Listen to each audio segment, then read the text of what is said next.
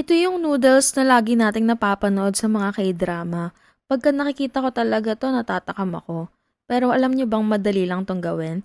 Ang tawag nga pala dito is jjajangmyeon. Etong mga kailangan natin: black bean paste, zucchini, cabbage, onion, jjajang noodles, and sa meat ang gagamitin ko pala is beef kasi hindi ako makain ng pork.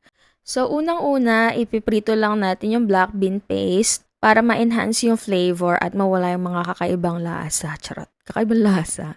And then, set aside lang natin, discard natin yung excess oil para magtira tayo ng konti kasi dyan natin igigisa yung ating meat. Kapag medyo okay na yung beef, pwede na nating ilagay yung onion, yung zucchini, and then yung cabbage. So, gigisa lang natin yan. Kapag ready na yung gulay, pwede na natin ilagay yung black bean paste, water, and cornstarch slurry to thicken the sauce. And then, magsisisa na tayo gamit ang sweet soy sauce or sugar, and then oyster sauce.